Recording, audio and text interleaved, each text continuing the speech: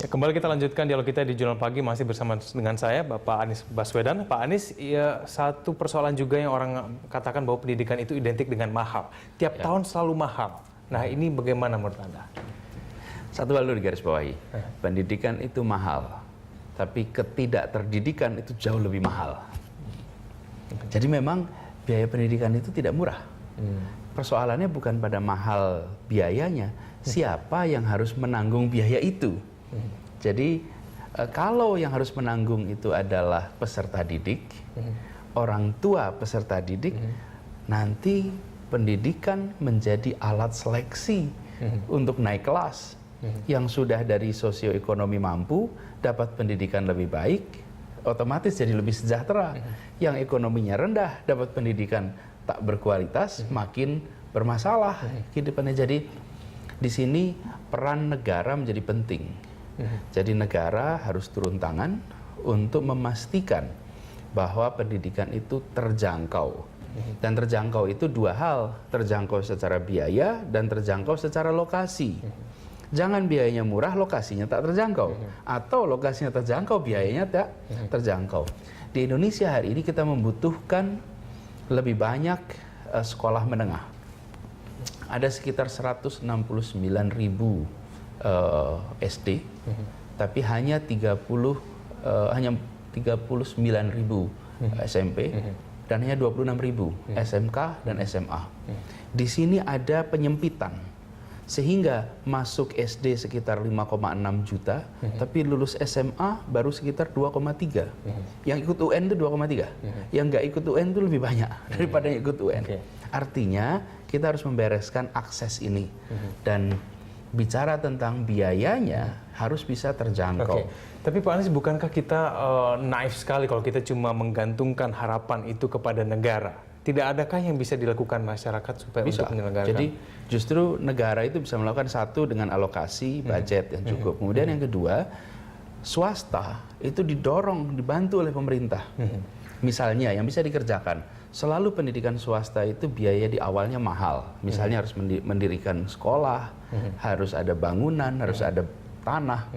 Negara bisa membantu dengan memberikan pinjaman tanah bila itu untuk pendidikan.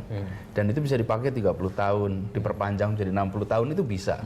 Kemudian diberikan kredit yang amat lunak untuk bangunan. Sehingga kita ingat kalau masuk sekolah swasta, beban di awal mahal. Efeknya ya masuk hanya mereka yang mampu. Atau kedua, diperlukan bisnis besar di balik sebuah pendidikan swasta. Jadi usaha-usaha yang besar itu sekarang mulai banyak mendirikan lembaga pendidikan. Karena selain pendidikannya mahal juga, secara bisnis juga banyak melihat ini sebagai sebuah bisnis yang lukratif gitu ya. Tapi saya melihat begini, bukan pada semata-mata biayanya mahal. Biaya mahal itu kalau mau berkualitas memang hari ini banyak biaya yang harus dikeluarkan. Termasuk komponen pengajarnya. Kesejahteraan guru itu kunci. Jangan sampai guru itu tidak sejahtera. Karena begitu guru itu kesejahteraannya cukup, dia akan bisa konsentrasi mengajar, konsentrasi di sekolah. Pelajaran selesai jam 12, dia nggak harus buru-buru pulang untuk ngobjek. Tapi dia bisa bikin ekstrakurikuler, bisa mendidik anak-anaknya, kegiatan-kegiatan. Jadi ini contoh, menurut saya sumbernya negara, swasta, kemudian juga partisipasi para alumni. Kalau terutama pendidikan tinggi nih. Ya, betul. Tapi kalau kita berkaca memang kesejahteraan guru sampai saat ini banyak sekali yang mengatakan itu sangat rendah. Dan ini kemudian akhirnya efeknya ini kepada kualitas pendidikan kita.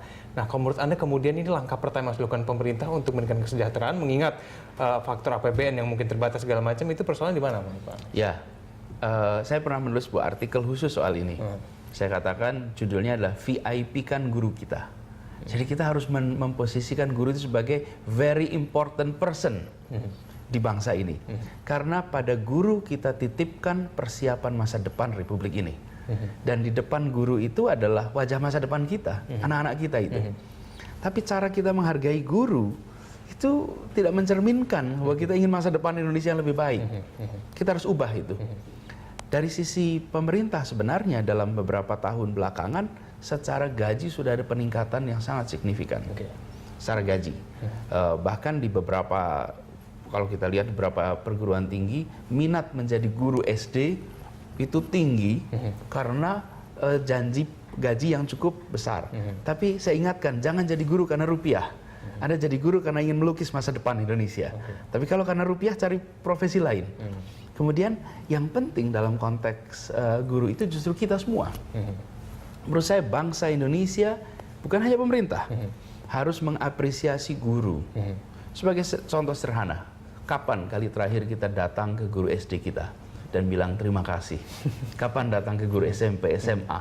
Kapan kita mengatakan, kapan kita menanyakan pada beliau, bagaimana kabarnya ibu? Bukankah SMS yang kita tulis, artikel yang kita tulis adalah produk dari pendidikan mereka?